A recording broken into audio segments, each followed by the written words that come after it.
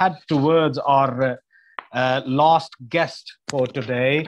I know her personally because we have shared the chair in the TV programs as well. But of course, our viewers, they would be interested in knowing, and I can't simply say that she's Dr. Amna Mahmood. I have to go through, specific words to highlight her. Dr. Amna Mahmood is a professor, dean faculty of social sciences at Department of Politics and International Relations at International Islamic University, Islamabad. She has her postdoctorate from University of North Carolina, and she has PhD on transition from military to civilian rule in Pakistan. Very interesting. University of Punjab, Lahore. And she is also a member of American Political Science Association, Council of Social Sciences, Pakistan, Canadian Political Science Association, Canada, and Society of Asian Civilization, Quaid-e-Azam University, Islamabad, respectively. She has so many associations to her name. She has authored a number of academic publications and also a book titled Emerging Interdependence Between China and the US Trade and Technology Transfers. Dr. Amna also appears, as I have earlier mentioned, in the TV programs, and I have been lucky enough to share a podium with her. Dr. Amna, you on the mic now. Thank you very much. Thank you very much. I think that everybody has discussed at length all the historical and current events and facts. So I will not repeat and I'll not take much of your time because everybody would be tired of and fearing repetition is very, is terrible. So what I wanted to say that it is high time we have been selling our status as a geopolitical power on the verge of 2-3 very important regions sitting there, and that did not work. That did not work for 72 years. So it is the right time, as my all panelists agree, that we should switch to geo-economics. And Ikram Saab very well mentioned that geoeconomics doesn't mean that we should leave geopolitics. Politics, as we define, we all political scientists define as the matter of, as the struggle for rights. And sitting in a very important position, sitting at the mouth step of Central Asia, proximity with the Middle East, and at the entrance of Indian Ocean, we have to be very sensitive about the politics, geopolitics, because our rights cannot be violated because we are not a small power. We are at least a middle power, and our interests go beyond our own borders. And since our borders are very sensitive, so we should now leave that stance that if we are having some challenge from Saudi Arabia and we are trying to satisfy them that no, we are not with Iran, we are with you, and same is the case with Iran. Politics has gone beyond that, and all these powers are doing the same with us. Saudi Arabia never compromised on their relations with India for Pakistan, though we are having very close ties. We are connected in a number of ways. So we should have clear stance. Last week, I was attending a seminar from that was connected people from SCO from Azerbaijan. They were sitting in SCO center, and everybody on every recommendation from my side and my panelist side from Pakistan, they said, okay, yes, we have conducted that seminar with India. We have conducted that exercise with India. Now, if you say that we are going to ready with to do with you. Same is the case we see that with Turkey. Turkey is having very good relations, economic relations with Israel. At the same time, keeping its stance, moral stance with Palestinian. And it has not taken any concrete action. So nations determine their foreign policy on the basis of their national interest. And we should also work in the line of national interest. I would appreciate the present government in this respect. In this respect is, that's stressed because I don't appreciate government in all respects. So I would appreciate in this respect that government is very clearly taking stance that we will not entertain American request for, their stationing here in Pakistan, as we have been entertaining them since 1962. So we should have this clear stance in all our respects, in all our foreign policy dimensions. What I perceive, I would wind up briefly. What I perceive that we have to take few measures, 3 or 4. First, we should focus on our internal security. We should make our house in order. We should be a lucrative site for foreign investors. And those foreign investors may be our own Middle Eastern friends and elsewhere. You see that their priority was India. Before that, even China has a lot of investment, more than 5 times than Pakistan. They do have in Pakistan, because India was a good avenue. But now India has lost that position. They are having their internal turmoil, internal problems, and they would be augmented in the near future. And now Pakistan can offer itself a better place for investment. And for that purpose, we have to work a bit extra mile, as we are already doing and trying to do to address extremism. And we should travel to modernity and interfaith harmony, as we are already working on trying to build a national narrative. We should expedite that. Secondly, yes, we want to adopt geoeconomics. And for geoeconomics, you have to have the capacity to offer something to others. As all my panelists pointed out, Qandil pointed out, Ikram Sahab pointed out, that we have to make our capacity to intervene. As if you are having something you can offer, even if you are not having commodities. The largest trade of United States with all over the world, 70% of their total trade is that of services. And we do have best services available here. We are having our engineers, software engineers, doctors. They are already working in Middle East, but not to their potential. These areas are having many potential, and that should be offered. And for that purpose, I remember when I went to United States, then I was called in a meeting of all Pakistanis traveling on cultural exchange program. And there we were briefed how to behave in United States. When we used to go to Dubai, normally my family is there and I oftenly travel there. And same is the case with Saudi Arabia. Pakistanis don't know how to behave, how to make their place. In IR, we are having a diplomatic training that when you are dealing with Japanese, you have to adopt different way. And same is the case with other nations. So we have to train and make capacity of our people. They may be very good professionals, but they are not very good diplomat. And when you are traveling abroad, you should have some diplomatic skills as well, because public diplomacy matters.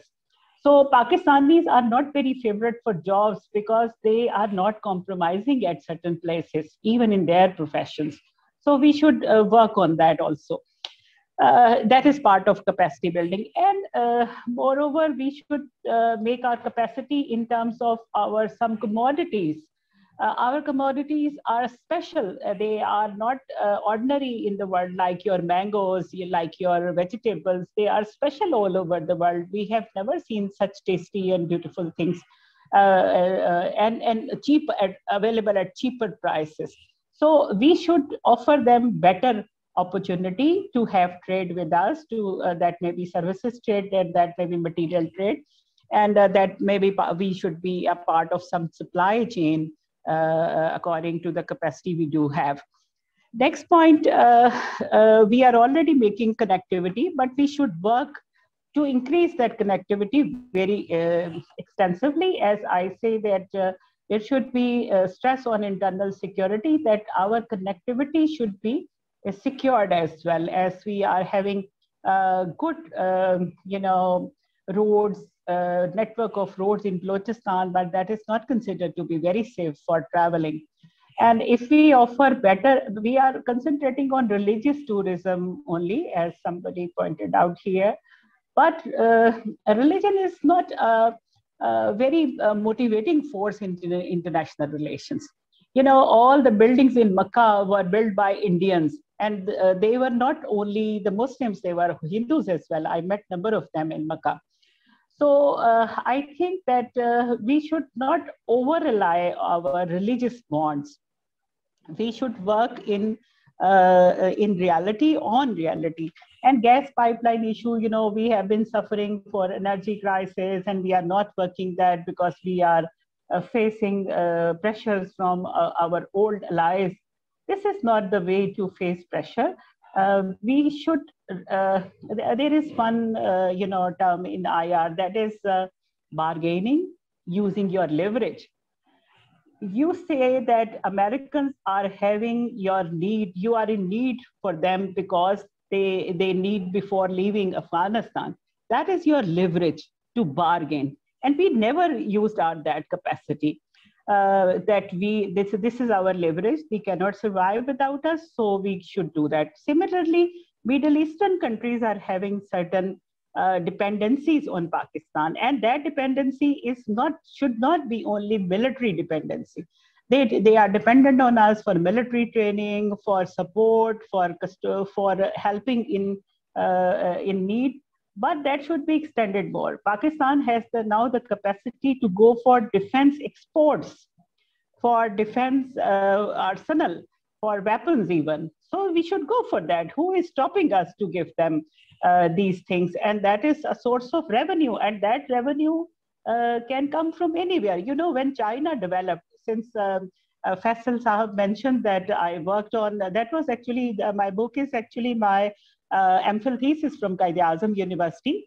And I did it under the supervision of Dr. Sool Baksh. And he said that at that time, he said, US-China relations, no, ye to pitawa topic hai. So, but trade and technology transfers, nobody worked on that. And my conclusion, which I drawn at that time, the same trade war is still going on. So trade and technology transfer is very important, and China was ready to sell everything to everyone. So they made their treasury on the basis of that. Now they are debting nation. They are giving debts to others. At one time, they were developing nation. So we should go for that.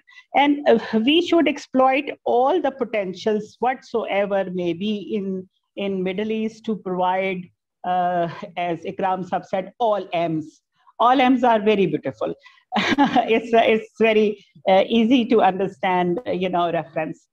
That we should fit in our everything, everywhere, whatever we can provide with dignity and honor. Trade is, we are considered to be beggar nation. Arabs don't respect us, very frankly saying, because we are portraying them that we are in need and you should provide. Trade is something which is very honorable. You give and you everybody is having on win-win situation. If you are selling, you are getting money. If you are getting, if you want money, you can sell. So I think that would be very effective in relationship. So we should enter in that. Then in yes, we should work on public diplomacy. That is very important. We are already always deal on the basis of governmental relations.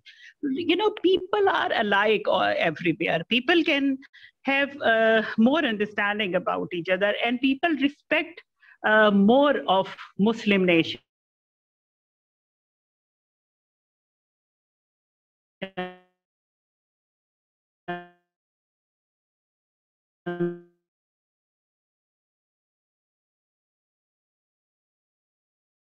and Arab countries are having respect for Pakistan as Muslim and a moderate and modernized nation. And we should keep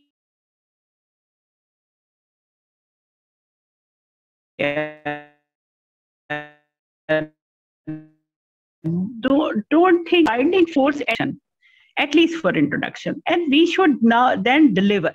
If we are just using our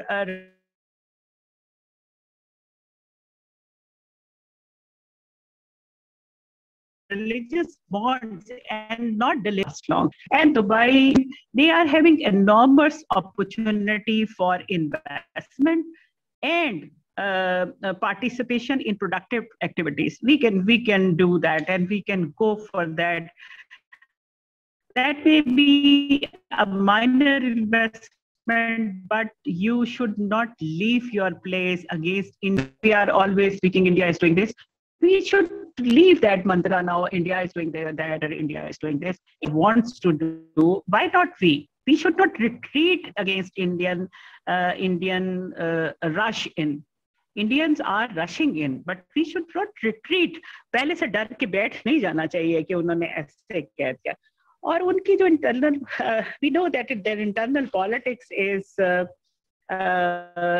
different from Pakistan, and dictatorship is there, but that is another source of strength for us, because we are having ties with them generation after generation. Like UAE Prince, his father was very close to Pakistan, and at times we refused to offer some facilities in Pakistan. They diverted to India. So I think that this is not the right way to lose your friends against your enemy.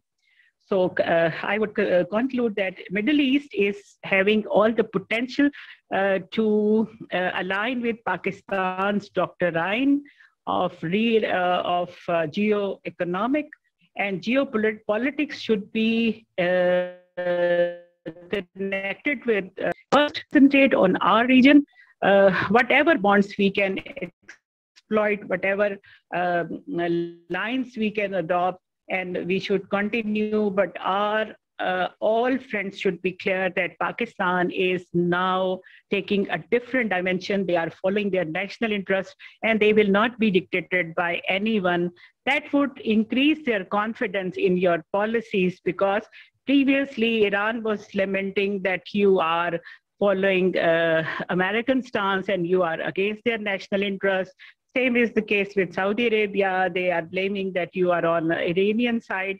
So I think that we should make it clear, and it would be clear in few days. You know, just one decision by the Pakistan government straightforwardly that we are not going to give places in Pakistan for security or surveillance to any state. That is a clear message. And I would just quote Robert Oakley. He was once ambassador in Pakistan in 90s, and I interviewed him for my thesis when I was writing for my PhD. He told that if you are clear in your policy stance, then that makes your strength. But if you say, okay, let's see, we will do that, that build up the expectation of your friends. And that's why Americans are not trusting on us, and they use the word frenemy for Pakistan. That is a blend of friend and enemy. So we should be clear in our foreign policy, and we should be stuck for a decade at least. It is not a good thing that we are now making a noise that we are switching to geoeconomics, and after someday we may be realigned with any of the power to enter into any war. We are ally of China on one hand in CPEC, and at the same time, we want to have cordial relations with United States at the basis of equality, if not equality, but at the basis of good partnership, not a patron-client relationship. We are not ready. That should be clear. And that should be clear to Saudi Arabia as well, because they would be more confident to work with us on basis of equality rather than a patron-client relationship we already had with them. Thank you very much. Thank you for inviting me here. Thank you very much, Dr. Amna, and we won't let you go very quickly. We have a question for you, so you need to stick to us for a while for now. Question is very important. I would give you a perspective or background about it. US-China trade war going on. Then what we see is suddenly India applying military diplomacy in the Middle East. In December 2020, what we saw, General Nirwane, he went to a 6-day visit to Middle East. Especially he went to UAE for 2 days and then Saudi Arabia for 2 days. And in the middle for 2 days, it was unnoticed where he went, but there were reports. Being a journalist, I would obviously say it. There were reports that he went to Tel Aviv to meet with Benny Gantz. And for what reason? Nobody knows. They, while they were in Saudi Arabia, they offered the Saudi king and Saudi crown prince about extending the defense cooperation to the Saudi Arabia in shape of troops if they wanted, and in shape of BrahMos missiles they have, which has the technology borrowed from the Israelis. So BrahMos, and then offering them different perks related to the defense, knowing the fact that Pakistan is shying away from Saudi Arabia when it comes to, Tehran, Riyadh thing. So I wanted to know, do you not think that Americans and Saudi Arabia, they are having good relations, and their nexus is trying to bring Pakistan back to geostrategic rather than geoeconomic, because Pakistan was going towards geoeconomic, and once again, what we see is, they get India on board. India traditionally never goes for military diplomacy, but I think Ambassador Khalid Mahmood here, he would agree with me. I mean, suddenly they started, coming towards the military diplomacy when it comes to greater Middle East and Middle East. So I just wanted to know, is it true that America wants us to get back to the geo-strategic pattern?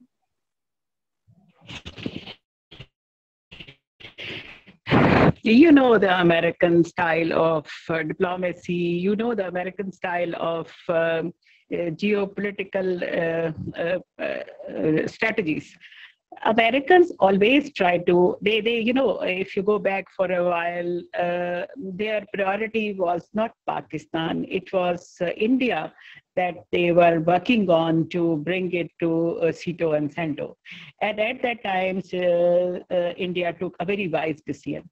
But this time, the Indian leadership, preoccupied with their ambitious drive to impose in the Hindutva policy, they wanted to have the same legitimacy from the West as Pakistan military governments were striving for in 50s and 60s and then later 70s. India is in the same position, though they are having elected government, but their agenda is so notorious in the Western world, and only going into geopolitical designs of the West, they can get their support. Otherwise, that support is not possible. So America is now using India in the same way they have been using us for the last 70 years. I think that in the American drive is the same, and you cannot afford to say yes, because your stakes, earlier your stake was only India. You wanted to have your military strength against India, though it was clear in SEATO and CENTO agreements that the military capacity building would be against communism, not against India. But we were content to have a stronger military, so that would be a minimum deterrence against India, and India would not dare to attack you in the presence of that strong military, which West was creating against communist powers. Am I clear about it? Then we went for that. But at that time, our stakes was only security. But this time, our stake is survival. And that survival, we have already decided in the form of CPEC. And we are part of CPEC. And we cannot come out of that. You see that at the time of standoff at Ladakh, it was China with us. And you know, China was not in love with us. They are actually having their national interest. They have invested a lot of money in Pakistan, 42 billion, whatever we call it. So, it is very delicate point of time where we have to take the decision that we have to be neutral.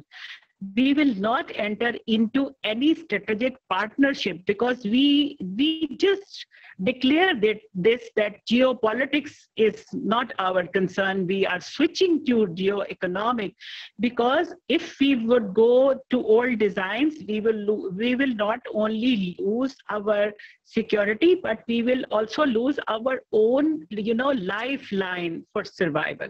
That is your bread and butter, and you are dependent on that.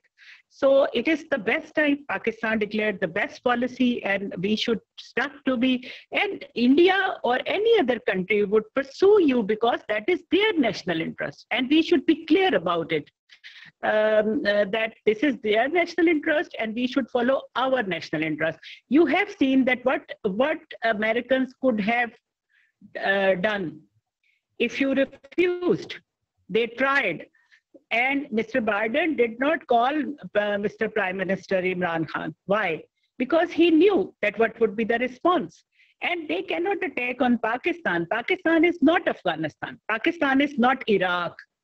And China is having all stakes in Pakistan right now. So then we should recognize ourselves now that we are on very important position, sitting in all connectivity designs of China. And at least we are covering one major dimension of BRI or OBOR. So we should sustain our decisions. And America cannot do anything against. Maximum they can break off their military relations to you, and you are already not dependent on them. Military relations are your stakes are more when you are doing procurement from that country. And we are doing our major procurements from China. So we are having stakes with them, not with the United States. Only stakes are that our military is in habit of, our bureaucracy is in habit of having tours of United States, courses in the United States. They should compromise on that. No problem for a while. And now Beijing and other cities are also very attractive, almost equivalent to New York and Manhattan, and so no problem. Thank you very much, Dr. Amna.